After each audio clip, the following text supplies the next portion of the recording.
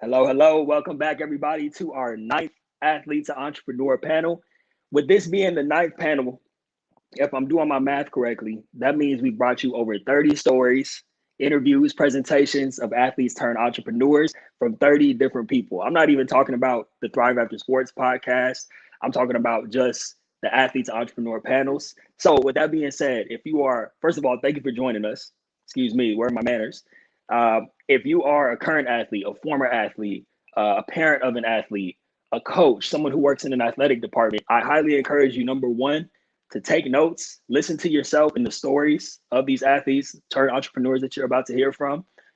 Feel free to ask questions. You know, we will be doing interview style, but all these amazing people are happy to answer questions for you. And what else did I want to say? The reason we do these, just to set the tone as we go into this, the reason we do these athletes entrepreneur panels is to show that next generation of athletes that it's not just LeBron James, it's not just some of the household names that you may know, it's everyday people like you and I who are doing big things in the world. So let's get into it. I want you to hear from some of these phenomenal people. We have another fire lineup of athletes turned entrepreneurs for you today. As always, we're not going to waste any time. We're going to get in. We're going to get into this thing with a good friend of mine, Miss Erika Fay. Erika is a certified life mastery consultant, a licensed psychotherapist with over 20 years of experience. She's the founder of Maximum Achievement Coaching, where she works with professional and collegiate athletes, as well as entrepreneurs and business professionals all around the world. As a sought after coach and international speaker, Erika specializes in delivering inspiring workshops, as well as transformational in depth coaching programs with a dynamic approach that turns ideas into life changing action to help clients achieve new heights of success. Please welcome the athlete to entrepreneur, Erika Fay. Hi, Taj. Hi, Erika. It's great to see you. Good. How are you? I'm doing awesome. Thank you for being here. Thank you for taking some time to be with us on a Saturday. Definitely appreciate it. Thanks for having me. Yeah, so I usually kind of wrap up with acknowledgments, but I'm going to do it a little differently this time and start out with some acknowledgments because, Erika, you were one of the first people, and it's crazy to think it's been almost 3 years at this point, but you were one of the first people in 2018 to really show me love, really give me some words of encouragement about what I was doing, what I was looking to accomplish in the athlete transition space. So we fast forward 3 years, you've always consistently checked in, always showed me love, always, asked if there's any way you can support. And I just wanted to acknowledge you for that and say thank you for all that you do before we get into it. So thanks. It's my pleasure. And it's always, I've said this to you in private, but I really am of the mind that when people's heart are in the right place and they really want to serve others, anything I can do to support that. So it's my pleasure to be looped back in with you again and to see all of the awesome stuff that you're doing, Taj. It's awesome. Thank you, Erika. I appreciate that. Well, I'm gonna put my Kleenex away for a second. We'll get into the discussion today. I don't even know if you and I have had this conversation, so this might be the first time I'm hearing some of this info too. But let's just start it out with kind of how your career transitioned after you left Purdue. You were a water polo player at Purdue. Did you have aspirations to go to the Olympics, or what was sort of the tail end of your career like? Yeah, so I was a high school swimmer, and then at Purdue, we actually started, my friend and I, and then we recruited a couple of other women to start the women's water polo team at Purdue. So we started off practicing with the boys, and that ended very quickly because they did not want us there. So we just decided to start our own team. And to be really honest, water polo was kind of a newer thing to me. So I really didn't anticipate playing beyond college. But I did know, I remember my last tournament at Purdue I was a senior, and I remember like the whistle blew, it was over, and I was floating on my back and looking up at the ceiling in the pool and just thinking, okay, this is it. And I knew in that moment that I needed something else athletic. So I made the decision actually in that moment that I was going to start becoming an endurance athlete. And then I started getting into marathons and triathlons and Ironman triathlons from there.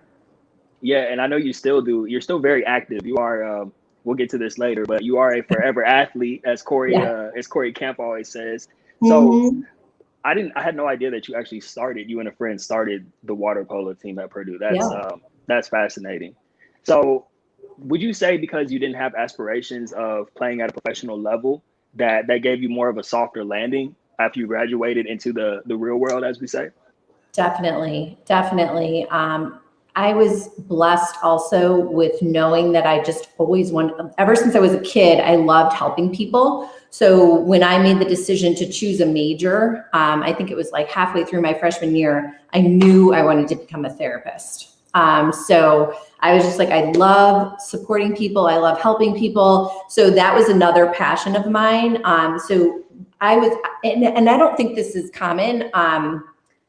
So I don't expect that everyone would have this journey. But I honestly think, and this is part of how I work with my clients too, I have a spirituality component that has always been really important to me. And I kind of always look to that as a guide. And so knowing that I wanted to serve people in my profession, in a career as a therapist, and then also having kind of an outlet for my athletic and kind of physical, I liked pushing myself. So I wanted to get that in both arenas, from my career and from my my amateur athletic pursuits outside of water polo.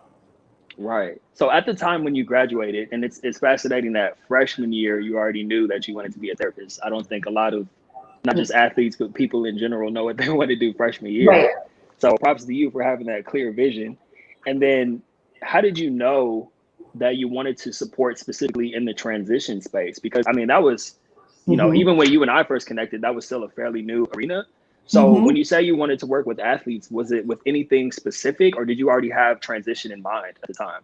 Yeah, no, it kind of evolved. So I worked in a bunch of different settings as a therapist, knowing that at some point I wanted to start a private practice, and I was kind of too scared to do it for a number of years. But I'm really grateful for all of the experience. I worked in community mental health on the west side of Chicago. I worked in foster care. I worked in a hospital setting.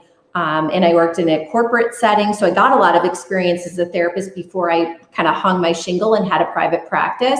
And then once I did that, once I opened the doors for my private practice, it was kind of this interesting phenomenon where these athletes and their wives were finding me, because I'm a marriage and family therapist. So they were coming to me for couples therapy.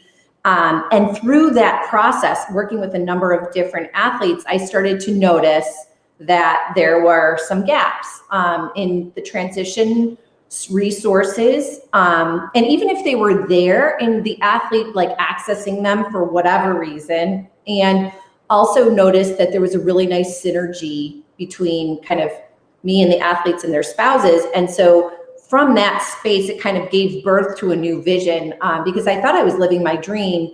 But when I started working with these athletes in a clinical setting for relationship therapy, I started to think like, wow, it would be really useful to have some support with kind of transitioning away from sport. Some of the athletes were still competing, some weren't, but that kind of opened my eyes to the need. And then I really made the decision from there to get certified as a coach, and then started maximum achievement coaching from that need that I experienced as I was a therapist. But it was funny because I remember thinking to myself, wait, I thought I was living my dream. Now this is a new dream. So like now I have way more knowledge about how that works because I've been studying it for the last 7 years, but it was an interesting kind of shift.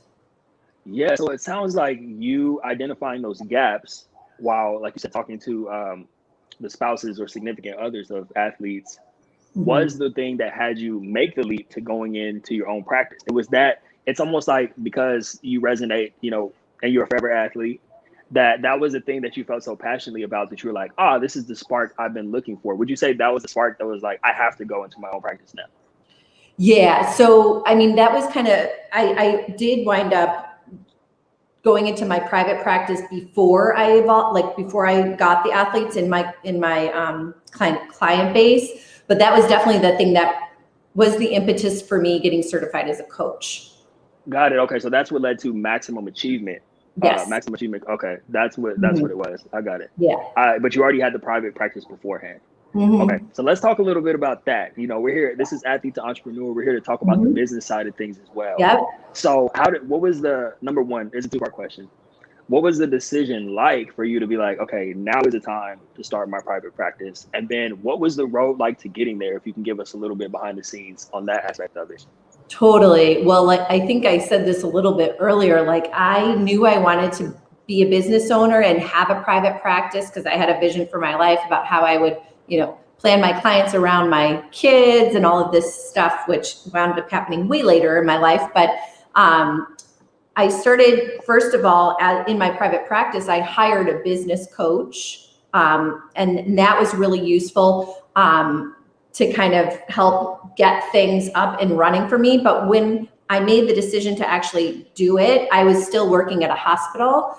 And I started to notice there was this like kind of dread that I would have before going into work, which I thought was really surprising because I loved working with my clients, but I started to feel into that. And I was like, okay, so maybe this is the time, because the dread going to work, like doing things that I would love to do, I was kind of getting curious about that. And so kind of the discontent kind of ramped up. And that's when I was like, okay, I gotta do this. I gotta start my business. And I will say that I asked my supervisor, and I didn't really think that she was going to give me the answer that she gave me, but I asked my supervisor, I was like, would it be possible for me to go down to part-time so I could work at the hospital and then build my practice at the same time? And I'm like, they're inundated with clients. They definitely need me to stay. And she was like, no, we need you to stay on full time. And so then I was like, okay, well, I'm going to have to quit. And then I remember I went in my office and I closed the door. I'm like, oh my gosh, I just quit my job.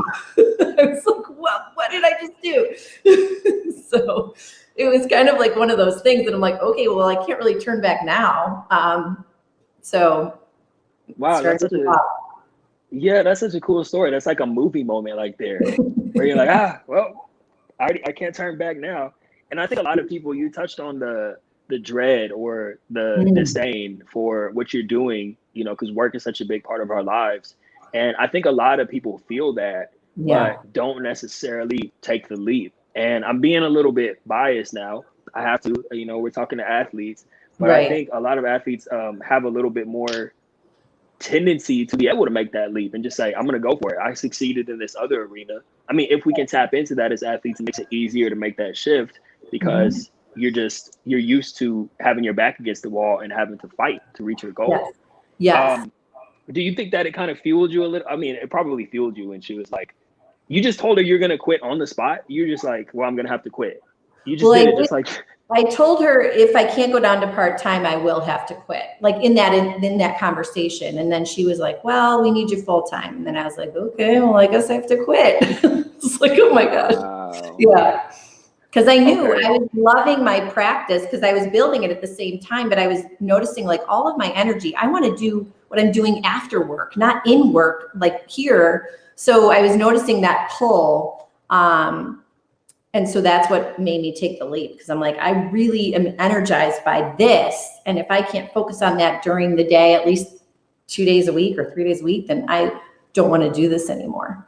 But it was scary.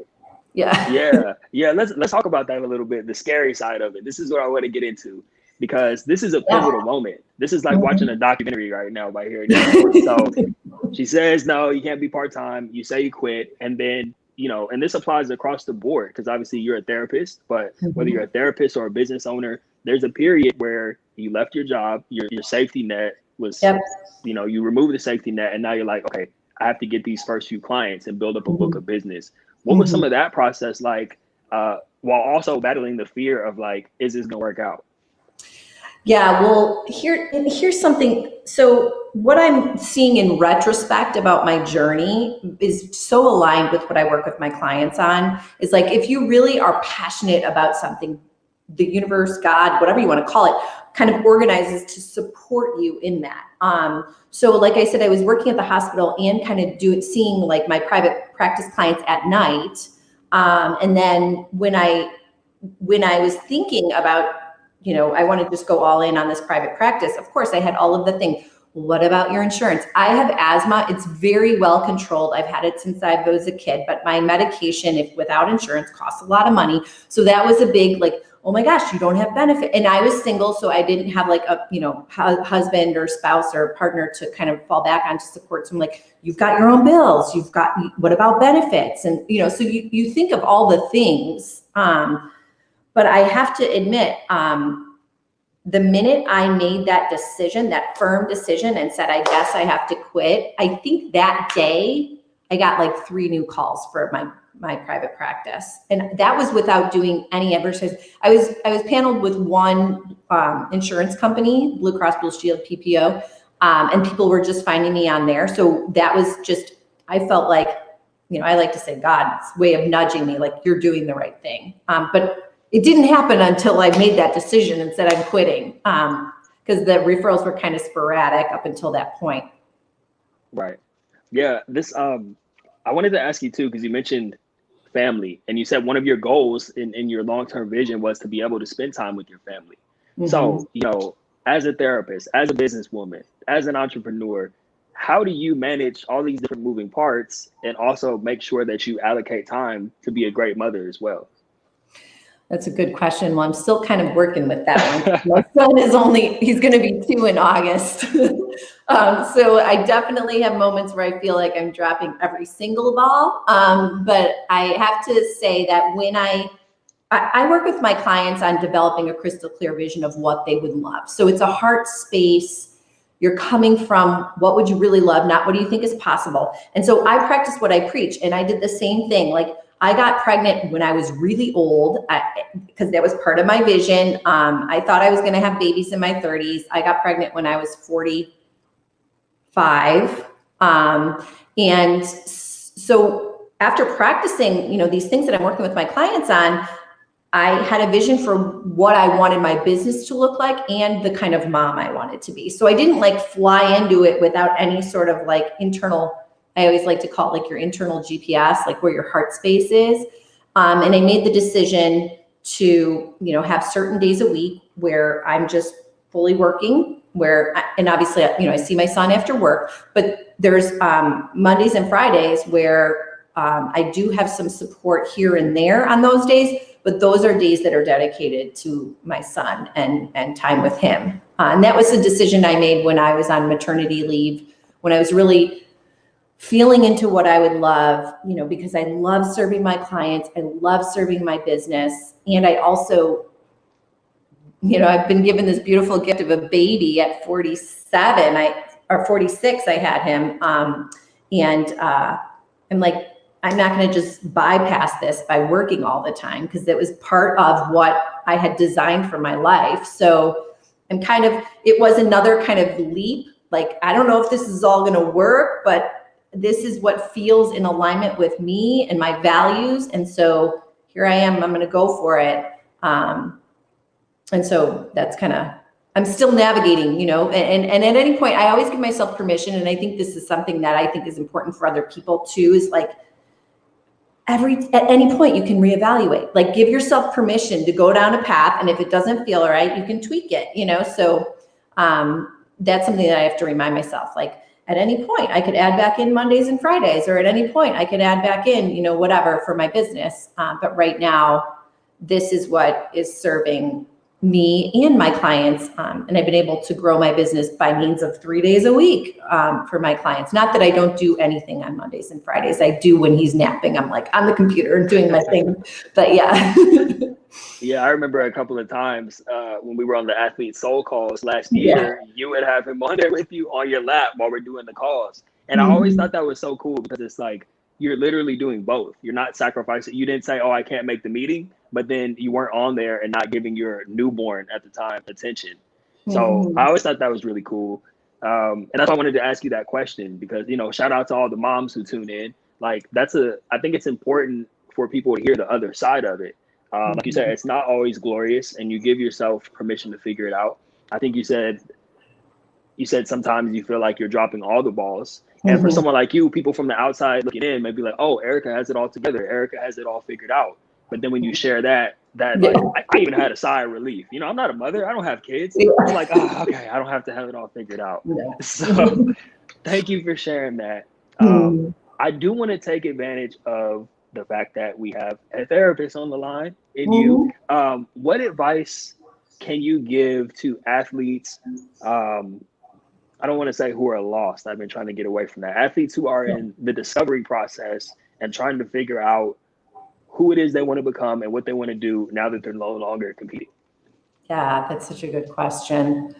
Well, first of all, and I think this is so hard. I mean, this has been hard for me, and I knew I wasn't going to become a professional athlete, but like just knowing, having an understanding and a knowing, like an inner knowing that you are way more than anything you do. I think that that's really important. And I think just in our society now, it's so easy to just be defined by what your job is or what your career is or your sport or so that's one of the things that when I speak with clients, we look at like the identity piece and then really like getting some clarity around like, what is it about you? What makes you who you are? And then, you know, everyone is unique as their thumbprint, at risk of sounding cliche, but like there are unique skills and talents and abilities and even things that have made you an amazing athlete that are absolutely transferable. So what I love working with clients in is kind of igniting the fire of another dream, because generally speaking, there's been a fire there for whatever the sport is. And, you know, it ends it for whatever reason. There's all the stories, as we all know. But I would just say, like, first of all, reach out for help. And then second of all, that there's absolutely something out there for you that has your name on it, that ignites you just as much, if not more sometimes, than the, being the athlete and performing the sport. And realizing like you're more than this. You're more than anything that you will do. You're more than anything that you will accomplish. You are more. And so I think that is one of the most important things. And I mentioned spirituality earlier, and I'm not talking about going to church. I'm talking about like a belief that there's a power breathing you. Call it the universe, call it God, whatever you want to call it. But that power that allows us to wake up has life wanting to express through us. So all we have to do is kind of get in alignment with that and then make decisions from that place. And I've seen it time and time again, things will open up. So even if you're in kind of this phase of kind of unrest or chaos or feeling like you're stuck, I would actually say that that's the good news, because now you have the opportunity to reflect and find something else. If you're just kind of going through the motions and not really giving any time or attention to those feelings, you don't have an opportunity to change anything. I really love the way you phrased that, because I reflect back to my time when I was trying to figure it out, and there was a lot of self-loathing, and not in a healthy sense of like processing the emotions, but just self-loathing, feeling sorry for myself, and not putting in. And the reason I'm sharing this is for anyone who may be going through this, so we can really absorb everything that Erika's sharing right now. And then also, I love what you shared about getting excited about this period and looking at it as an opportunity. I think if I would have had you in my ear, anyone in my ear at that time saying, hey, don't be down about this, like just create. And that's the great part about it, is that, like you said, once you're in that period of discovery, you can create, you can start to create. So it's actually a good thing if you think about it. And then I love another thing you shared about how it's about, you can find something just as exciting, if not more. It's the if not more that gets me excited. Like when I feel like it's game day when I get on one of these things. My armpits are sweating. I'm nervous. I'm like, let's go, another panel. And so I think if people can really get that ingrained in their mind that there is something more, you just have to not only do the work to discover it and find it, but also cultivate it. And that's how things really start to open up for you. One more thing that I wanted to just add as a therapist, and I think it's really important. It doesn't mean you're doing a bypass on the grief or the loss or any of the feelings that are associated with stopping a sport that you loved and that you devoted your whole life to for X amount of years. So it's kind of a both and, it's not an either or. And I say that because even as a therapist and as a coach and as an athlete, I find myself trying to just bypass the feelings a lot. Like, okay, well, what's the learning in this? Or how can I get better? But it's like, no, there's that phrase, you got to feel to heal, it's true. So it's kind of like having the feeling and allowing for the grief and the confusion and whatever. So you're allowing for it and also knowing this is an opportunity. So it's not, you're not just being like, oh, I'm putting on my rose-colored glasses and everything's going to be fine, because that's really superficial and that's not what I'm encouraging. So I just wanted to mention that. Right. Yeah. Thank you for that. Got to process it. You heard it first from a therapist, folks. You heard it. So listen to that. Make sure you process what you're going through. Don't try to hide it. Don't try to suppress it or numb it. Talk to somebody. Even if it's not a therapist, talk to a family member. I always tell people just, talk to a best friend or anybody just to get it off your chest.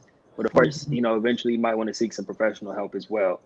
I want to go back to what we were talking about with this creating the next chapter of your life as an athlete. So I look at you, my question is kind of more so not about how do you create it, but more so about staying open to opportunities. And the reason I say that is because I think a lot of times, and I was guilty of this too, when you're an athlete, because you're good at a certain thing, the world is kind of handed to you on a silver platter. So you're used to everyone coming to you with opportunities and different things because you're so good. Whereas when that's over, you have to actually be the one to go out and be proactive. And you do so many different things. I mean, you have your private practice, your coaching business. Every time I look up, you have another webinar. I know you're partnered with, you and I are both coaches for Athlete Soul. Shout out to Miriam Glez, who's been on the panel. You also do some work with ATS, Athlete Transition Services, with Jonathan Orr, who's also on the panel. So you have all these different things, but they didn't necessarily just show up on your doorstep. Can you speak a little bit about staying open to opportunities as they come, being able to identify them, but also being in full out creation mode to make those opportunities? That's my question. I know I went a few different directions, but I think it's a brilliant question. And one of the things that, and I alluded to this earlier, but like I mentioned, a vision. So that's one of the things that I think is so powerful, is asking yourself the question, what would I love? And I work with my clients in a 4-quadrant system. So you look at your health, your relationships, your time and money freedom, and your vocation, your career. And when you are coming from a soul place, what would I love? Not what do I think is possible or what do I think I can do based on history, but what would I love? Like if truly anything was possible for me, what would I love to create? And then dream that up and as much specificity as you possibly can. And here's the thing that I think is so powerful. And I learned this from my mentor, Mary Morrissey, with the Brave Thinking Institute, which is where I got certified as a coach. But then you reverse engineer it. So everything's worked out. You're living the life of your wildest dreams. You've dreamed it up. You've got the house, you've got the career, you're making the impact that you want to make. You're serving the people you want to serve. You're being the person you would love to be in the world. And then your eyes are opened to what you're saying, the opportunities, the connections, so just for an example, the way Jonathan Orr and I got connected, I was talking with one of my therapists in my private practice, one of my clients, and he just alluded to the fact that somebody that he knew was also doing something that I wanted to do in the athlete transition space, because he was also an athlete. So he was telling me. And then I was like, so I looked him up online. And then I was like, I'm just going to reach out to him because it sounds like he's doing great work. So I did. And then I think within 30 minutes, he called me. So I was like, see, you make this welcome, but you can't make this stuff happen, but it won't be made welcome in the absence of a crystal clear vision of what it is that you would love to create and who you want to serve and how you want your life to kind of unfold for you. So I think that's really important, because once the vision is clear, you can attract opportunities and resources and people. You're on the same wavelength, so to speak. And this is another thing that one of my mastermind partners used to work for Apple when Steve Jobs was working there. And he wasn't working directly with Steve Jobs, but he was the director of finance. And one of the things that he said was so amazing to watch was that Steve Jobs could easily just come in faced with a gazillion opportunities and he'd be like, nope, yes, nope, nope, nope. And it's because his vision was crystal clear. So he was able to make really fast decisions because he knew stuff that was not in alignment with his vision and what was. And I think it's the same exact thing for our lives. And when we're making the leap to entrepreneurship, or, have a vision of what it is that you would love. And I mean, that's easier said than done. I mean, I work with my clients on this through, a lot of different workshops and things like that. And also my coaching, so that people can get really clear on what it is that they would love for their lives. But I think that's probably the number one thing that I would say is a game changer. Right. You can't execute on those opportunities or be able to identify them if you're not clear. And like you said, or if you're not putting yourself in position like you did with reaching out to Jonathan. Mm-hmm. Oh, that was so good. I wish we had more time, Erika. We're definitely going to have you back on. I think you and I will do a solo episode because I know we have some exciting projects in the works, which we will keep under wraps for right now. But before we get out of here, can you please tell people how they can get in contact with you, where they can follow you on social media, all of that, please? Yes, thanks. So my website is maximumachievementcoaching.com, which I know is a mouthful. On Instagram, I'm just Erika Fay. So it's pretty easy. It's ErikaFay. You can find me right there. And that's my Maximum Achievement kind of page. And I'm also on Twitter at Erika LMFT. So that's an easy find too. And I'm on Facebook, Maximum Achievement Coaching on Facebook. Awesome. Well, Erika, I know I gave you some mushy acknowledgments up front, but I'm going to say thank you again for all that you've done in my life, for all the work that you do, not only for the athlete community, but everyone that you serve and impact. So definitely appreciate you taking some time to be here with us on a Saturday, and we will be in touch very soon. Thank you again. Awesome. It was my pleasure. Thanks for having me, Taj. Thanks, Erika. Bye-bye. Awesome, folks. How about that, Erika Fay, ladies and gentlemen? All right, next up, Dr. Kevin Johnson, the good doctor, folks. Let me find this. Now, this is an impressive bio right here, folks. So check this out. Dr. Kevin Johnson's experience, coupled with his education, has been a great asset to the sport industry for many years. His academic experience as a professor at Johnson & Wales University, ASA College, and Broward College has given him the opportunity to teach a multitude of business, administration, and sports management courses. Recently, he co-authored a best-selling book called Stereotypes of a Black Male. In addition, Dr. Johnson is the founder and podcast host of a show called Life After Sports, which is available on all podcast platforms. Go check that out. Dr. Johnson is an active member with the community in areas of education as well as mental health, and he currently serves as the vice chair of the Broward Advisory Board and chair of the Children's Literacy Initiative Broward Development Committee. Dr. Johnson is also a board member of the Healing Arts Institute of South Florida. And lastly, he's a member of the National Society of Black Sports Professionals. Please welcome the athlete to Entrepreneur, Dr. Kevin Johnson. Good afternoon. How you doing, my brother? I'm doing great. The good doctor is in the building, folks. The good doctor. Man.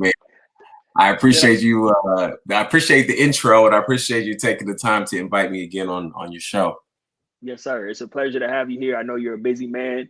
Appreciate you taking the time out. I've been looking forward to this. This is the exclusive interview because you and we've had several conversations, but now is my chance to really get deep into the story. And I know you're going to bring a lot of value to the audience today, man. Athletes, entrepreneurs, people who are in that industry, especially with all your years of experience. Now, I have to ask you before we go forward, did I leave anything out of the bio? Because I know there's a lot of credentials in there. I just want to make sure. No, you hit everything on the T, and I appreciate that. Okay, thank you, sir. Now, I say this is exclusive because you and I have had many different calls about many different things, but this is like the first time I'm getting to hear the full history. So I'm gonna just let you pick. Where should we start out in the journey of Dr. Kevin Johnson? I don't know. I don't know. Whatever questions you have for me, I'm open, and wherever you want to start with my journey. I'm open to starting wherever you're ready for me to partake in. Okay, fair enough. Let's do this. Let's talk about the first time you really started to solidify yourself or establish yourself in the athletic arena. I know you work with several different teams. You have a lot of different projects. Number one, how did you decide that you wanted to be heavily involved in sports? And then how did you kind of just get the ball rolling in that industry? So, great question. Great question. So I played college basketball at Nova Southeastern University. And then I had the opportunity to have an internship with the Miami Dolphins. I was there for about 7 months. And, I love telling this story. I know a lot of people are like, why do you like to tell the story is uh, that is not like the aha moment, like the glory moment? I said, because we all have a journey in life. And if you don't understand the process and understand that there's going to be some great times, there are going to be some times where it's a little bit low, it challenges you to be a better person. Those are the stories that people really need to hear and listen to, because it helps other people who may be going through the same trivial situations to be able to know that there's a brighter side to it. So I was working for a professional team while I was down here in South Florida. And needless to say, I was there for 7 months. And I was like, man, this is probably the best job. I'm glad this is my first time working with a professional team. And boom, there was rules to this game. And when I say rules to this game, understanding that, if you're working with a professional team, they don't want you really talking to the players. If coaches are saying, hey, how you doing, Mr. Johnson? I hope you have a great day. They really don't want you to interact. They really want you just to give a nod head and keep going. And so with that being said, I wasn't there working for that organization after 7 months. I got let go because I started making friends at the organization. Things that I've taught, I was being taught from a West Indies culture where, somebody says hello, you say hello back, you greet people, you respect people the same way they respect you. And so the supervisor that I worked for at that time didn't really see the values that I brought to the organization. I don't think she really understood, what are the things that I was doing that was correct, that are in line with the organization. And just because I was taught or brought up in the right way, that did not come across well within the culture of the organization. So she let me go. It was a it was a tragedy to me at that particular time. But hindsight, looking forward now, I'm like, man, that's probably the best thing that has happened to me. So for me, every time that a door has closed, something bigger opens every single time. And so hence me mentioning the Life After Sports podcast. Once one door closes, be ready for another door to open. So that was the start of my sports career in a nutshell. I started working for Broward College as the assistant coach for women's basketball. And that started my journey within coaching college women's basketball for 10 years. I had some great teams. I've worked for 3 different organizations within those 10 years as a head coach as well as an assistant. And those experiences has tremendously brought me to where I'm at today, comfortable in making mistakes, learning from them, cultivating those relationships and moving on to bigger and better things. So just to put it in a nutshell, that's how the industry of me working within sports started. And at that particular time in 2008, I started an organization. I started my own company called Johnson Management Group, where I was not only doing philanthropy for players, helping them with camps, helping them with image and branding. It started off with just doing helping professional athletes to change their image or their brand. So if they didn't have a brand, we were helping to establish that, helping them to do things within the community. And then from that, it parlayed into doing management, marketing, and brand development. And so work with some big names, NFL guys as well. I've done some projects with some Olympians as well. And so I'm great to be almost 12 to 15 years in the business and still moving. But for me, my passion is educating young adults or young kids that are growing up that never thought that they could be within the sports space on the business side. And so that is truly my passion, is to inspire the next generation with whatever I'm doing. Man, thank you for that, Dr. Kev. I'm inspired by that. I definitely want to come back to the beginning stages of Johnson Management Group, but I want to pull out something you shared about Huge, and I appreciate you sharing this. It's crazy that you were let go essentially for being a people person and for being yourself and trying to make connections, which is the key to any success in life.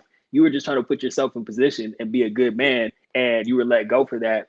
And I think it ties into something that I have. You've probably seen this with a lot of former athletes, where when they wrap up their careers and they go into the workplace, or just trying to find their footing, a lot of times athletes can be told that they're too much, because you go into the office or whatever job you're in, and everybody's there just to check a box and collect a paycheck, and you're like, okay, let's go, let's get it, let's win, let's be at the top of our field. And not everybody thinks like that, and a lot of people feel isolated, especially if you're not surrounded by other people with the same mentality.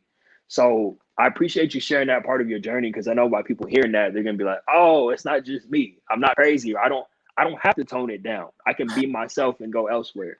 Yeah. And it's just being comfortable and understanding who you are. I think at that time I was really fresh out of college, first entry level job, working with that organization, and boom, like, to me, that was a travesty. And I was like, I feel like I'm blackballed. I feel like I need to go and, file a complaint with human resource.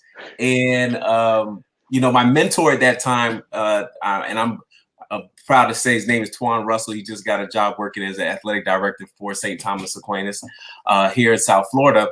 And Twan was like, do not do that. You don't need to do that. You don't want to blackball yourself. And I'm grateful, because when I started working with athletes and different clients, the same lady who fired me was the same lady I had to write an email. Hey, can I be able to get some cheerleaders? Can I be able to get this organization? And looking back, I don't know if she remembered or whatever the case is, but she's continued to help me along the journey with dealing with professional athletes. So if I burned the bridge at that particular time because I was in my emotions, I was young, I was like vibrant, I'm like, no, this is not fair, then, I don't know what may have happened. But I think sometimes it's great to have other people in your circle that looks out for your best interests. And you may not know it at that particular time, but like I said, looking backwards now at that situation and looking forward to where I'm going, that was a blessing in disguise to be able to have that mentor. So I think it's great to have great leadership, great mentors around you, so that it helps you to check off the box and have an accountability partner, so that you're not making mistakes that you cannot bounce back from, if you understand what I'm coming from. Oh, 100%. Yeah. Thank you for sharing that. That's huge too. Like, to have people around you. And, like you said, thank God you had that person in your ear to be able to say, don't start acting cool. Just go somewhere else. That's the best thing you can do. Man, solid advice right there, man. Solid advice. Let's bring it back to Johnson Management Group. You said you founded that in 2008, correct? Correct. Okay. Yes. So I have a two-part question, because obviously in 2008, this was, social media was around, but it wasn't like what it is today. Correct. How did you have the vision to be able to say, all right, I'm going to help athletes with their branding and be able to help them really succeed? Like, what had you because it went from an idea to actually you creating it and being able to start assisting athletes. What was that process like, from the formation to actually getting into helping people out with their brands? So the crazy thing is, it started out me while I was coaching at Broward College. I was coaching the women's basketball team. Every summer I would do a free camp. I would do a free basketball camp, and then some summers would charge, but I would do it with one of my great friends. His name is Stan Remy. He's one of the top NBA trainers down here in South Florida, has his own gym. And so started doing basketball camps. We just had so many athletes that would just come to the gym, play with the kids, and they saw what we were truly doing. And at that moment, it clicked for me. It was like, I'm doing something here for the community, but I have athletes that are coming here on their own time and saying, hey, I love what you guys are doing. How can I be able to pour into what you guys are doing? If that's money, monetarily, if it's me just showing up and giving a word to these young kids about staying in school, respecting your parents, following your dreams and never giving up. And it started from that. That's where the idea sparked about JMG. And I said, there's something here. And so continue to do the camps. I had players keep coming and say, hey, Kev, how can I be a part? How can I donate? How can I give back? And it started from philanthropy. That's exactly how Johnson Management started. It started from me wanting to give back to the community and have a professional athlete see what I was doing on my own and say, hey, how can we be able to give back to what is going on at this college. And so I started a company. I had a couple players. On the business side, I didn't really understand what I was getting myself into, but because I was so passionate and I wanted to inspire others, that I just went ahead and started the company. You know, at that time, I didn't know about doing retainers on players, or how does this work with percentages of what you bring to the table. I didn't know none of that. Like, I'm being honest with you, didn't know none of that. Had to learn that process along the way. And so now looking back, I'm like, wow, I really started from ground up, but it started with an idea. And it wasn't for the money. It was because I wanted to impact and I wanted to inspire. Once you figured out what that niche and your purpose, then you could be able to orchestrate, okay, how are we going to facilitate the negotiations? How does this contract works? Am I making sure that I'm benefiting the player and the player doesn't feel like I'm just benefiting myself? So it's levels to it, to be honest with you. And I went through a great time where I had a lot of clients. Then I went through a downfall where clients was getting hurt, they were getting injured, they were retiring, or they wanted to go take their services somewhere else. And I think if you're able to understand, listen to your customers, listen to your clients, and then also taking a consideration of that in business as an entrepreneur, that you're going to have the highs and then you're going to have the lows. You got to be able to figure out that balance. And as you are walking through this journey, that there are going to be some good times, there are going to be some bad times. You got to figure out what's that even kill? Like, how can you be able to maneuver? Social media is changing. The marketing is changing. Branding is changing. The whole sports industry is changing. How are you able to not just only I don't want to be a trend. I want to be a staple. All right. It's a difference. I'm pretty sure you've seen or heard about a new artist, one hit wonder, had a great song. I mean, we go down now, we can list different artists right now. They had a one-hit wonder, and then you haven't heard about them ever again.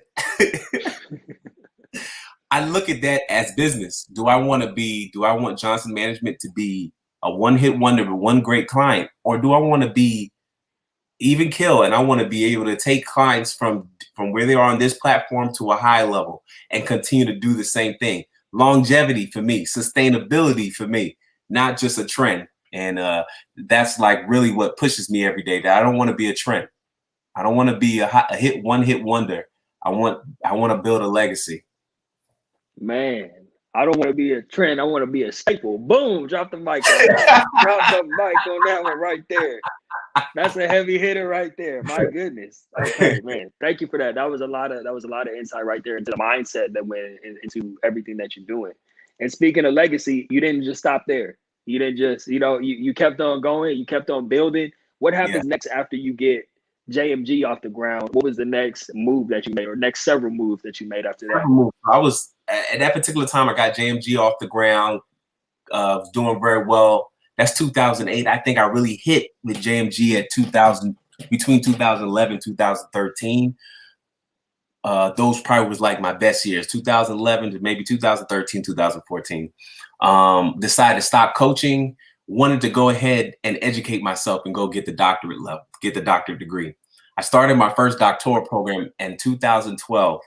And I remember this bright as day at University of Maryland University College. Went there. I was there for a year and a half. I didn't do too well. I'm just being honest with you. I did not. The focus wasn't there. I was enrolled in the wrong program at that particular time. And I just wasn't there. If you're not going to be 100% in what you're doing, don't do it. If you're going to do 75%, you're going to get 75% results. And so I got out of that program because that wasn't the right program for me. And I wasn't giving my all because at that particular time, my business was booming. And so obviously business is booming. You're paying more attention to the business than you are doing a doctoral program. So I got out the doctoral program. Business was booming. Like I told you, we had those highs and lows. Business was great. Then business came down. It wasn't as great. 2014, 2015. I went back to school. I went back and got my doctorate. I said I went back and start 2016. And I know me and you've been talking for a while because obviously I was trying to finish off this last couple months of my dissertation. Thank God I graduated May 14th. I'm done. Dr. Kevin Johnson is done with the dissertation. So it took me 5 years. It took 4.5, almost 5 years to finish something that I initially started in 2012. So that attests to me not giving up. There's always going to be challenges in the way. It's not about you quitting. It's about how do you get back up? How do you push towards that, that threshold of it's challenging. And, if everybody was able to do it, they'll be giving out doctorate degrees all over the place. And that's not it. It's a 1% club, to be honest with you. And so, just having that opportunity to be impactful, to learn from my mistakes, and then also to challenge myself throughout the process, like understanding it's not easy with business, being an entrepreneur. Why, people ask, why are you going for your doctorate? It is not for me. It's not just to have the accolades. It's about how can I empower and educate and engage in other conversations with other like-minded individuals so that I can be able to help the masses. So that was my reason for going and finishing the program. And so I hope I answered your question in a mouthful. No, you did. Yeah. Congratulations on that. That was, I remember, it was just a couple of weeks ago. In May that you just officially became. I've been calling you doctor since I met you, but you know what I mean? It's okay. Sometimes you have to speak things into fruition. So to be honest, what I was going to say, yeah. If I really had my friends, they would go back on my Instagram and tell me when I put Dr. Kevin Johnson, and I wasn't even a doctor yet. Now, in the world of academia, you're not supposed to do that. They frown on that. So you're not supposed to be saying you're a doctor. You're not. But in my world, I was like, look, I'm looking at it every day. It's pushing me to be like, somebody's going to say, are you done yet? If my friends that really know me, they're going to say, are you done? Because you're calling yourself Dr. Kevin Johnson. You're not a doctor yet.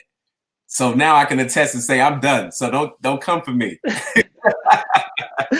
I love it. That was genius. You painted yourself into a corner, so you had to get it done. You had to get it. And someone that I heard, I'm pretty sure you know who he is, Eric Thomas, one of course, big time motivational speakers. When I was coaching women's basketball, I used to let my girls listen to his speech about I can't breathe, and him talking about, if you want to breathe, you work as hard. I don't want to butcher it, but it's one of his major staple videos from the beginning of his career.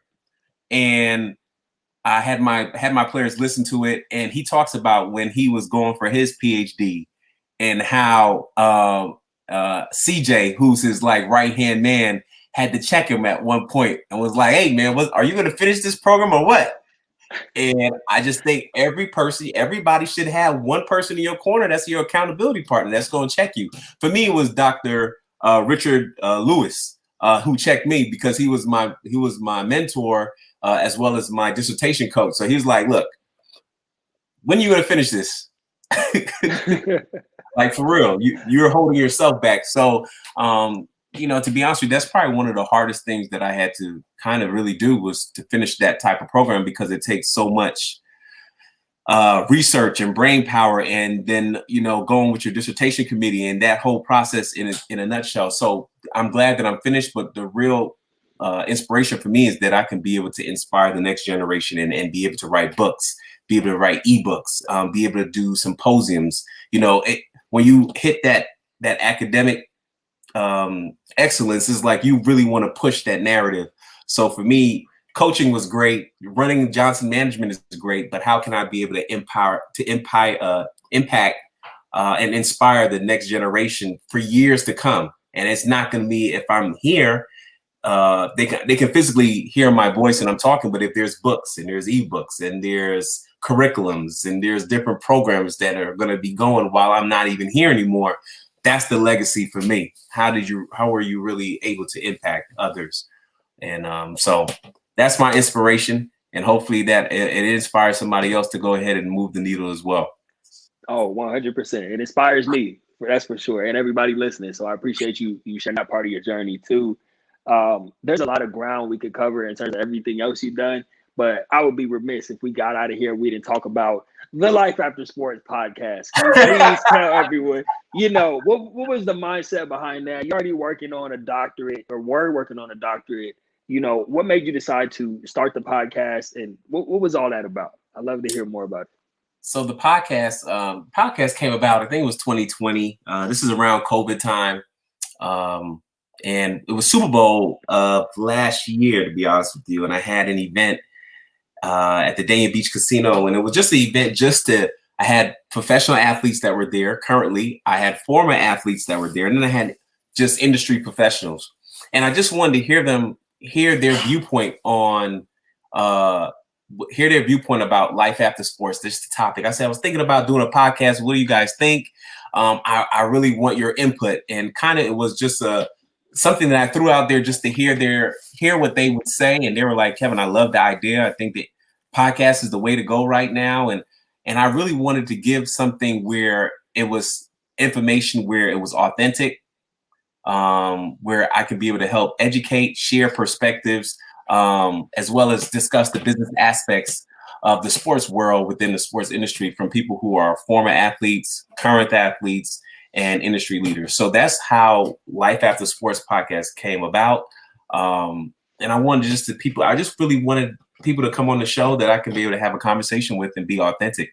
Because I think in the social media platforms, I think you have professional athletes who are very authentic about who they are.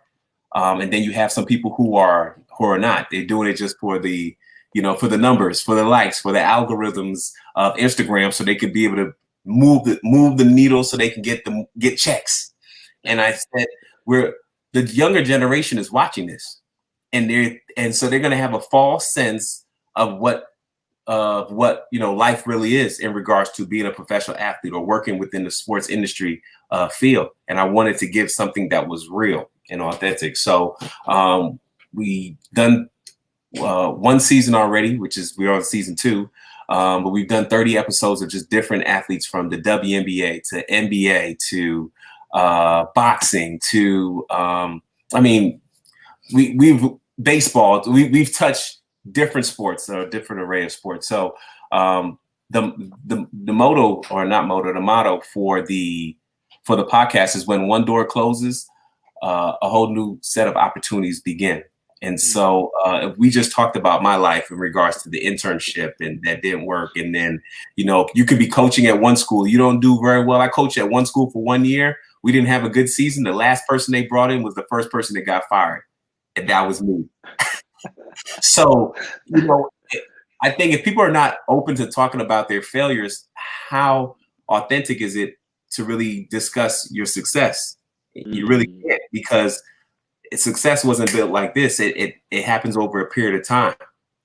And so that's the reason I came up with the Life After Sports, and how it was able to help other players deal with, hey, I'm not playing in the league anymore, but hey, I'm not the only one going through this. I'm not the only one suffering with mental health issues. I'm not the only one that are dealing with financial issues. And then you hear about these players who are leaving or, changing careers, and abruptly, guess what? Just like a person like me who may work 9 to 5 and I don't have a job anymore. If you're a professional athlete and you blow out your knee tomorrow, guess what? If the contract that you signed did not cover you and your injury, your career could be done. And so, that person is making millions of dollars and somebody else is making maybe 6 figures, but the industry is still the same. Because guess what? If you don't perform, or you cannot perform, they can let you go.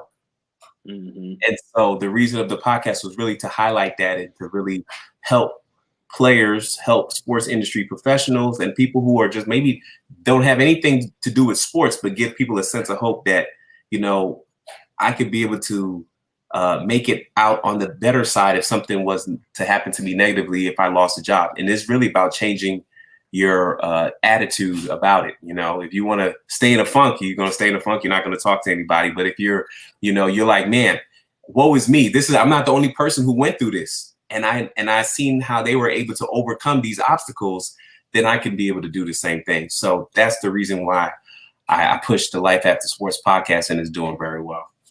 Right. Yeah, that's awesome, Dr. Kev. Great show, great mission. Highly encourage everyone to go check it out. Life After Sports podcast on all podcast platforms.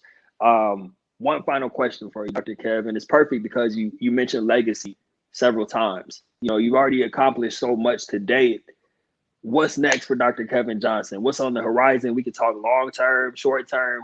What you got cooking over there, Dr. Kev? Oh man, you want me to tell you what? So the plan is to write more books. That's the next plan.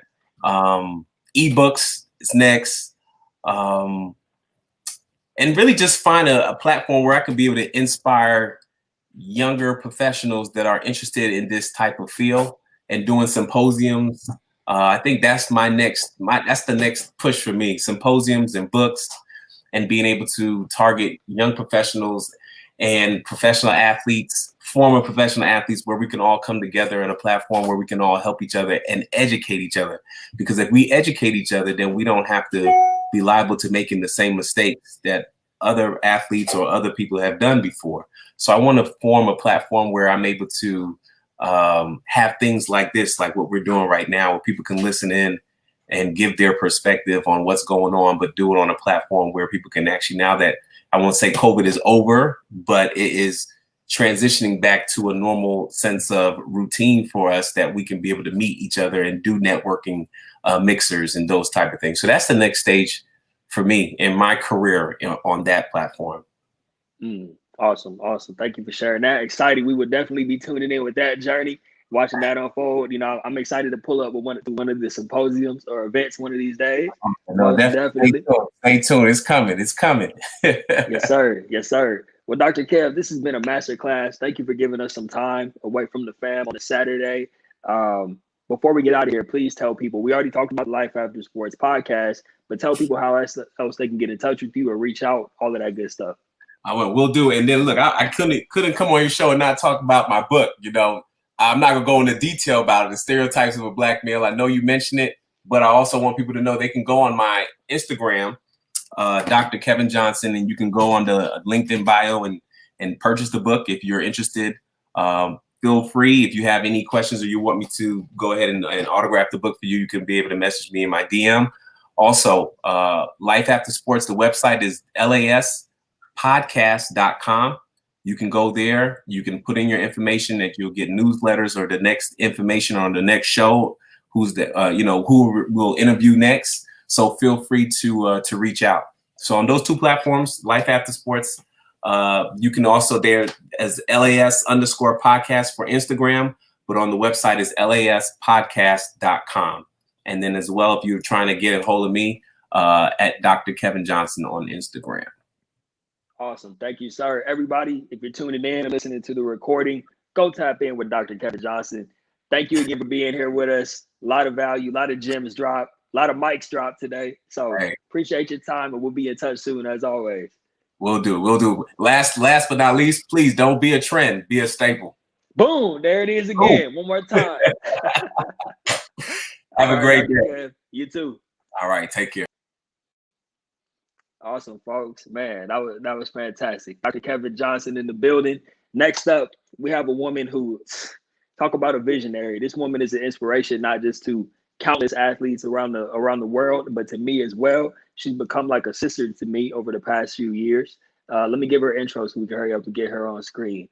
So Morgan Jones is a speaker, consultant, and impact mentorship program creator. Her mission is to help athletes evolve into their true path, voice, and purpose in life. She's led sold-out events and been featured on CBS News, ABC, and Essence Magazine. She knows what it takes to create a sustainable and authentic brand that transcends past an athlete's playing days. Please welcome to Athletes Entrepreneur, Miss Morgan Jones. Hey, what's up? What's going on, Mo? Great to see you. Good to see you. Hey, I've been looking forward to this. This is going to be another one of those exclusive, because you and I have had several conversations over the past few years. But once again, I don't know the full story. So I'm learning just like everybody else right now. We're going to hear this from A to Z.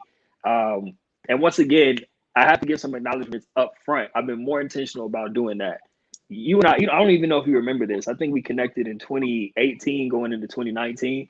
So coming up on 3 years now.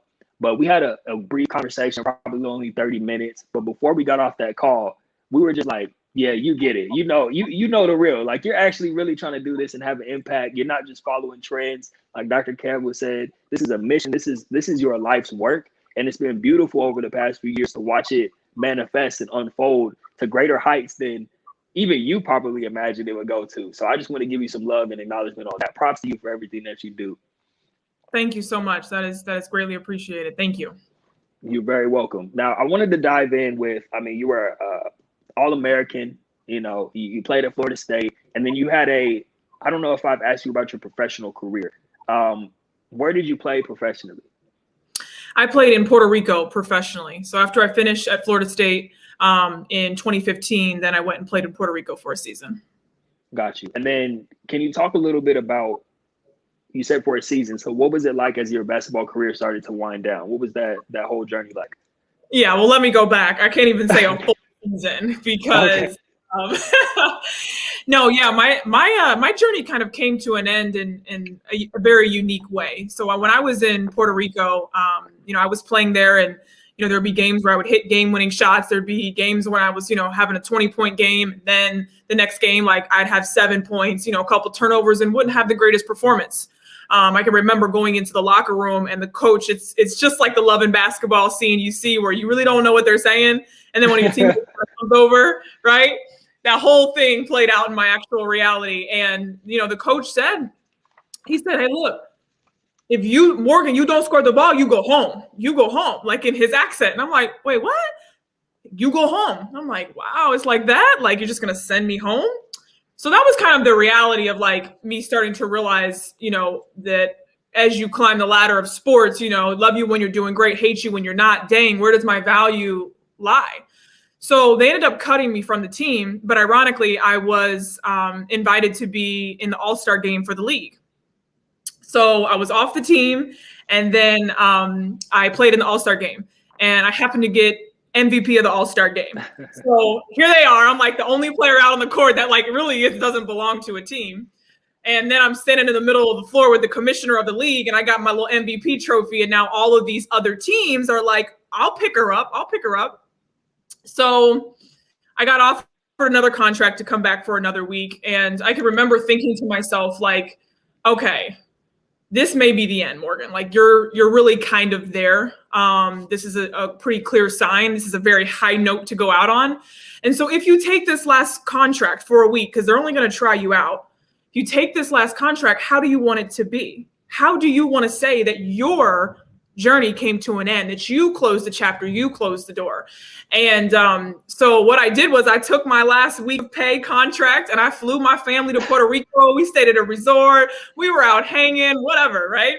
And that's how I ended my career, is on a high note with my family, with celebrating what the game has done for me, the kind of really opening the eyes that it may come to an end, and then being excited about the adventure of what's next. Oh, that's a beautiful thing, Mo. Thank you for sharing that.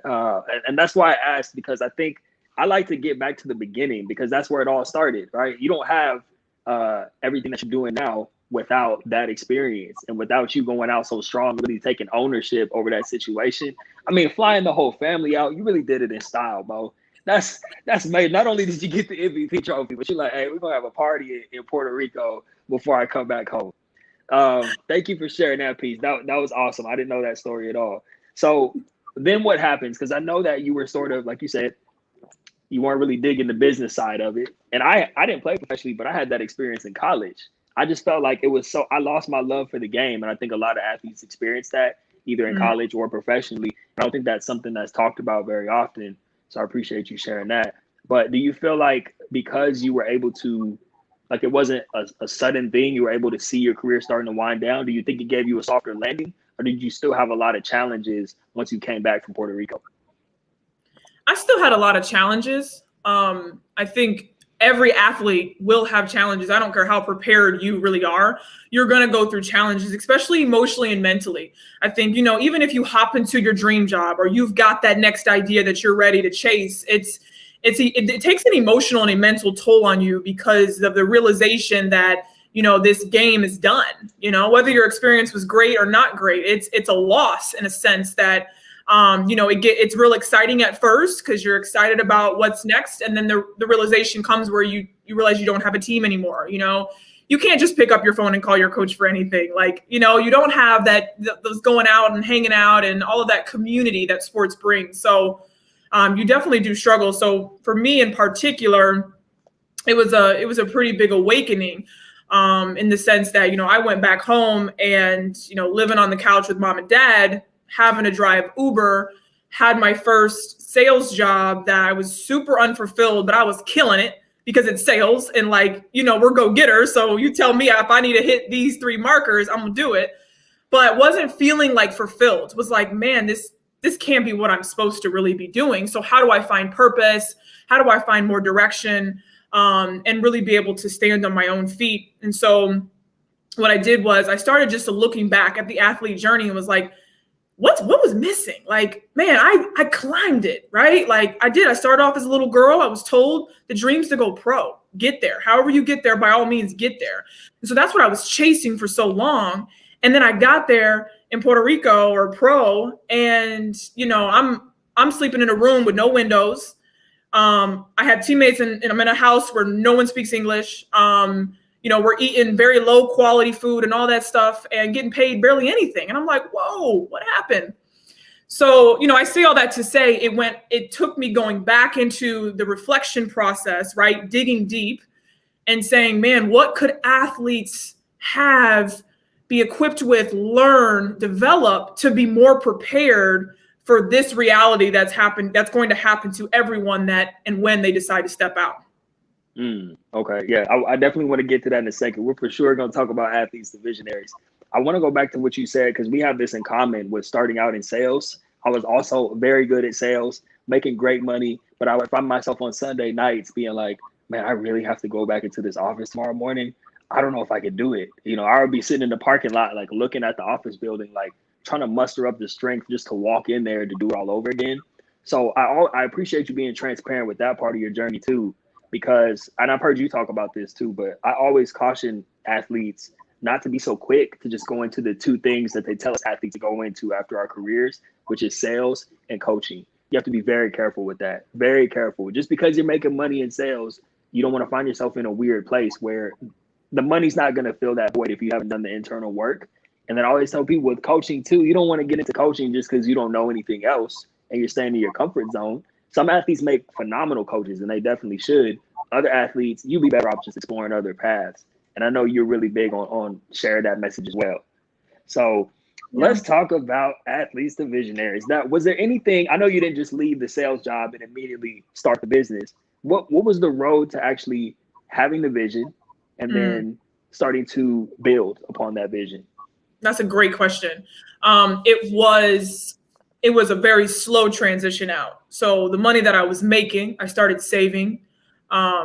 I put it into some terrible investments, like a too expensive website. For some reason, I thought that was it. I made a ton of mistakes initially.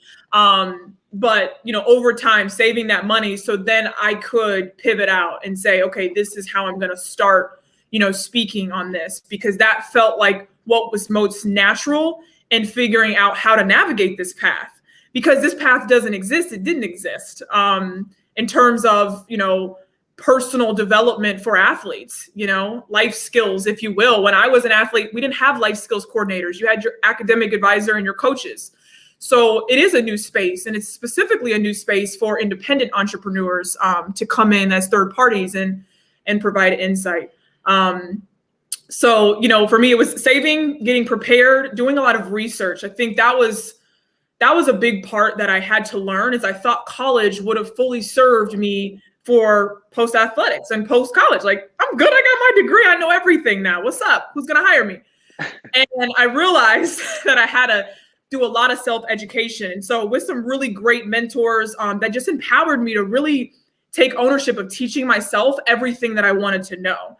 They said, everything that you want to know or you want to learn is on the internet. There's no excuse why anyone can't carve out their own path and make something out of their passion. And so with some great advice from some mentors, I slowly started to make that transition.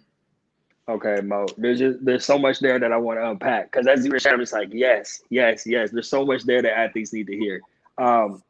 You alluded to researching, and of course, researching mentors or researching the industry as a whole, but also getting your skills up.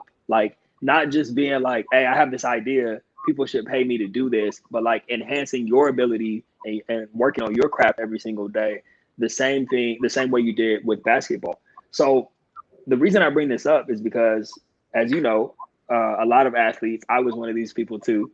You get done playing your sport and like you said, somebody should just pay me. Like I have all these skills without developing skills to be good at other things. Can you talk about, number one, the importance of getting your skills up, and number two, the importance of finding people who can help you and pour into you along the way? Yeah. One, for getting your skills up, it's just like anything else. Everything comes with a learning curve. So you have to be patient in that. It's the same thing when you first picked up the ball, right? Like you didn't pick up and start doing crossovers and behind the backs, right? You slowly started working on your left hand, you worked on your right hand. You had to build up those skills. And so it's going into something new with the expectation that there's going to be a learning curve, and giving yourself that, that patience and time and space to learn new things and not feel like you have to have it right away. So for me, that was diving into iMovie at the time, right? iMovie was like video was starting to emerge. So I taught myself iMovie. I would follow people on Instagram that were like Instagram experts, and I would learn how Instagram really works, the algorithm, what to post, what not to post, how to keep people engaged. I went into graphic design, Canva, went in there, started playing with different designs and different messaging and things like that. And so I did a lot of like just self-teaching, YouTubing, how to do the lighting for a good setup, all that stuff. And that has served me tremendously now. I mean, it's 5 years later now, I know all that stuff, but I've gotten consulting agreements and contracts off the fact that not only can I bring my expertise, but I also know how to help them with social media. I also know how to design stuff. And so I have so many tools in my pocket that my price goes up. So that's the skill part. In terms of mentors, I'm big on relationships. I think any athletes that are listening to this know that. But I would hope if any athletes that are in college or coming up that are still in it, man, those relationships around you are everything. You don't have time to be mad at people. You don't have time to take things personal. You got time to build relationships and make sure that when you leave that program, institution, school, that you're on a good slate, because you really never know where someone else is going to be. You really never know when they're going to be able to come into your life in a powerful way that's able to pivot your dreams, your desires for your life. So really it's building strong relationships and being more interested than interesting. I love that. Can you talk about what that means? Be more interested than interesting. I love that. I think as athletes, we are so used to people being interested in us, our game, our performance. How's your practice? What's going on? What's next? That we forget to ask questions. We forget to be interested in other people. And so try not to be the most interesting person. When you sit down at a table, redirect the energy that may be coming to you back to them. Learn about people. People want to be seen. Excellent. Thank you for that, Mo. Let's talk about athletes visionaries. For if any reason, if someone's been living under a rock, they haven't heard of this, they don't know about what you're up to, can you please just give us a high level view of what athletes to visionaries is and everything that it encompasses, just all the great work that you're doing? Okay, so entrepreneurship 101. You're supposed to be able to like put it in one sentence what you do. You don't have to do all that. Like I want to hear all of it. Yeah. It's so funny because I just laugh, and I'm only laughing with you, and every other entrepreneur that's on here is like, what do you do? I do a lot, but right, no. But specifically, Athletes to Visionaries helps athletes define and design who they are beyond the game. I'm a big believer that you can look at your transition and just go into it by default, or you can look at your transition and see it as something that you design, something that is yours to own. I think there's a lot of power in that, but the power has got to come back to you, and it's got to be within you to be able to land on that next passion, right? The right path for you, your true purpose. So what we do is I work with female athletes in particular because my ladies need more service. They need more tailored resources to their experience versus the male experience. And so we do workshops, we do programs, we have year-long curriculums that we build out to help them start to unravel this. Okay, it's great to say like, I'm more than an athlete, right? But what does that really mean? And how do I start to address some conditioning that I have within me that may not serve me in the long run? So we do that in many different ways. Yeah, and that's one of the things that, thank you for sharing that, by the way, but I just wanted to acknowledge that's one of the things from the get-go that I love about your work, of course, after having that initial conversation with you and us getting to know each other, but also just watching from a distance, one of the things that's very clear about athletes to visionaries is that you have a holistic approach. And I think, you know, as the transition space has started to expand, I'm not throwing anybody under the bus. I'm saying this purely as a compliment to you. There's a difference between just talking about it, like you said, and posting memes, and actually getting on the ground and actually helping people on a personal one-on-one or group level. And I think that the fact, like you mentioned, there has to be, you have to go beneath the surface and address things that could potentially, because the last thing you want to do through your work or through anyone who does this type of work is help someone and they're getting tripped up down the line once they start to find success because you didn't address certain things up front. So I love that you shared that. Let's talk about one of the more recent ventures, I guess, for lack of a better term, with athletes and visionaries, which is the Vision Box. Can you talk to us about the Vision Box? That's been awesome to see. Yeah, the Vision Box is a toolkit to help you start to design, you know, who you are today, tomorrow, in the future. And, you know, it's something that's dear to me because it was my way that I pulled myself out of my athlete identity, that I started to say, okay, Morgan, here you are, Uber sales job, unfulfilled, partying. Is this going to be your life? Right? So what I did was I created a really powerful vision board. And, you know, I had the same kind of connotation that a lot of people do have around vision boards. We're like, oh, it's cute, you know, it's fluffy, right? But as athletes, like, we want results tomorrow. You know, we're trained to want results. But when I started doing more research about it and how powerful our minds are in training our subconscious mind through images and powerful words and affirmations, I kind of took the jump and I made a vision board that had absolutely nothing to do with my reality. Like there was nothing realistic on my vision board. Everything reflected who I wanted to become, the type of impact that I wanted to have on people, the type of platforms that I wanted to speak on, the type of ways that I want to show up in rooms, all those very self-empowering, who is Morgan, pictures and images. And from when I made it in 2016, now I really even go to 2021, 80% of my vision board has manifested. I look at those images every day and say, that's where I'm going. And I think it's very important that everyone has some form of visual somewhere where they see every day that reminds them where they're going. Because if you rely on your social media feed to tell you where you're going, you're gonna be stuck right where you started. So it's really creating that intentional space for yourself, giving yourself permission to dream, giving yourself permission to wire and design your mind and your reality in the way that you want it to go. Yeah, I love that. And that was one of the things that I really liked about your direction with the Vision Box from the get-go is that, like you said, if you tell an athlete just make a vision board, they're like, I don't have time for that. Like, you know what I mean? Like, but if you give them a tool, like you've done with multiple, it's not just the box itself is a tool, but there's tools within the tool, which is really cool. I didn't mean to rhyme, but you know what I'm saying? Like that is pretty cool. I love that you've done that because you're empowering. Like you said, we keep coming back to that word empowering, and we keep coming back to the word create. And that's what you've done, not just with the Vision Box, but through your work is empowering athletes, specifically female athletes, to create the next chapter of their lives and create a holistic, well-rounded version of themselves, which is a beautiful thing. So I don't mean to be all up in your business, but we have to talk about, this was exciting to me when I saw something recently happen with a certain company with the Vision Box. Do you want to share that? There was a company. Yeah, go ahead. I'll let you go. Yeah. So when I created the Vision Box, you know, I started off with just a small quantity.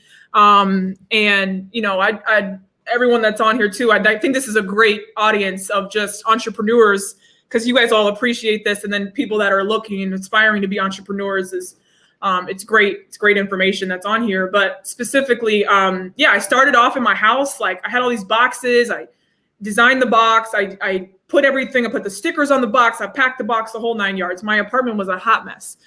And I was like, I had all these boxes, and it's so funny because I had all these boxes. And then I'm like, oh, wait, now I have to market and tell people why they need the box. And so that was like a whole nother hurdle. But, you know, long story short, the box started circulating and got a lot of really good traction.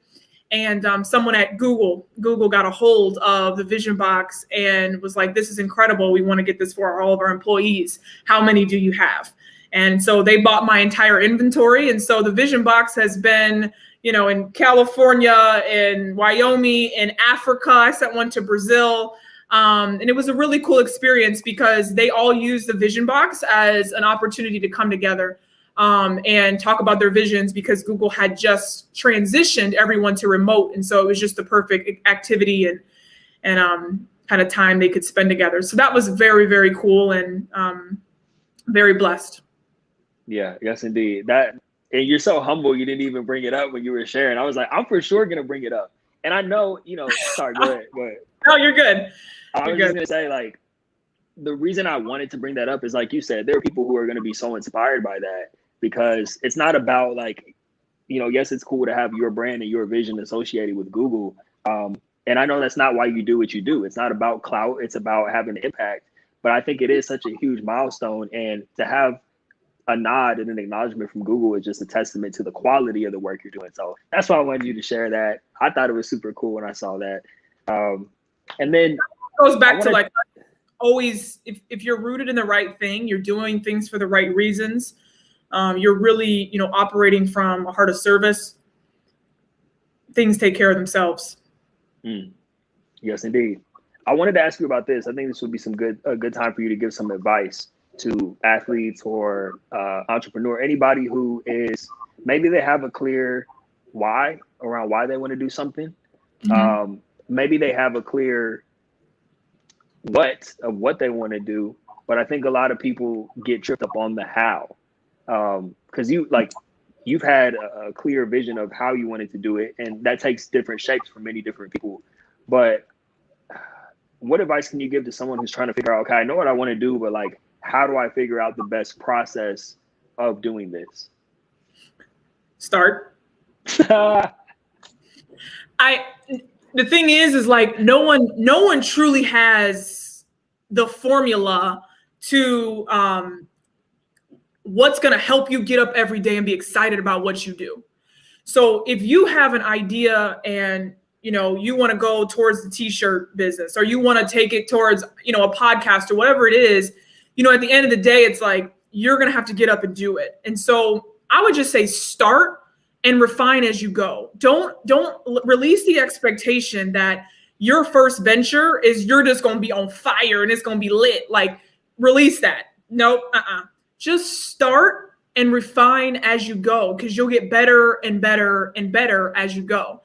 That's when you're starting off as, I have this idea, I've got this passion, I want to see what it can do or where it could go. That's that. If you're talking about going like an investor route and getting money and, like, really building out something that you feel like, is very, like, sustainable or innovative, I guess you can say, research. It's something that's not fun. I absolutely hate researching, but now I will not go into another conversation without researching something.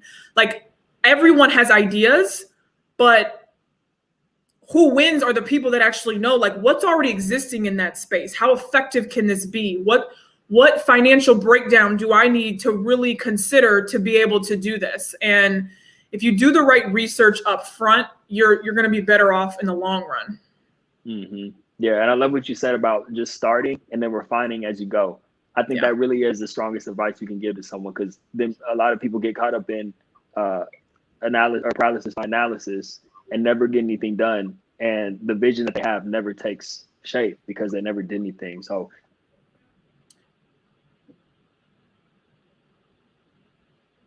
well,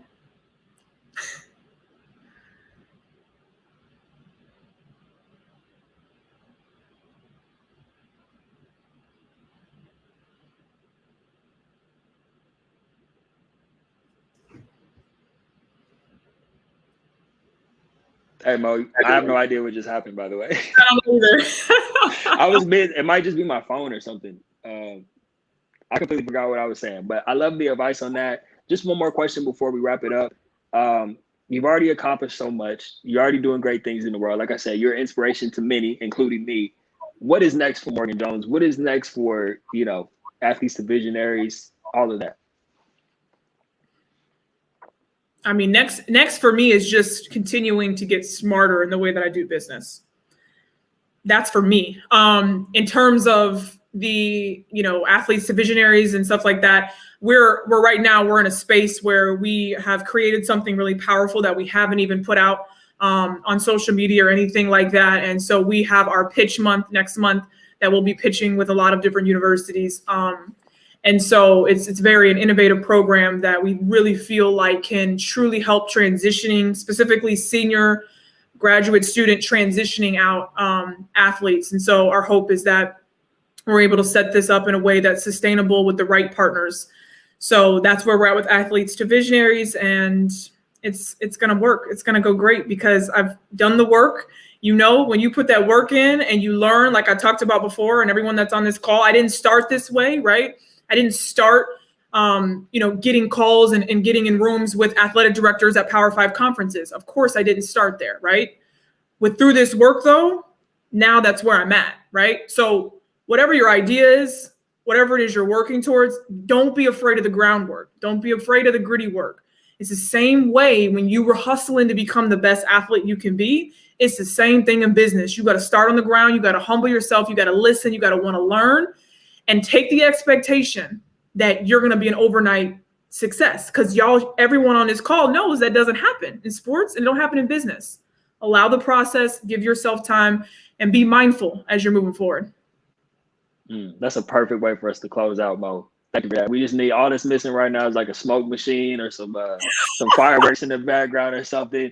But that was awesome. Thank you so much for that. Before we officially close out, please tell people how they can get in touch with you, how they can follow your journey and watch everything continue to unfold, how they can get the vision box, all of that. Absolutely. So Visions with Mo on Instagram, on all social medias, Visions with an S with WITH Mo, M-O. And then the vision box will actually be ready for pre-order in July. So that'll be ready to go again then. Awesome. Well, Mo, this has been a pleasure. Thank you so much for being here with us today. I know people are going to get so much out of this. For you to take the time out on a Saturday to do this and be authentic with your journey and drop some gems, I'm extremely grateful to you. So I appreciate all that you do, and we'll be in touch soon, as always. Likewise, man. You're awesome. Anytime. Thanks, Mo. Take care. Bye. All right, folks, there you have it. Athlete Entrepreneur 9.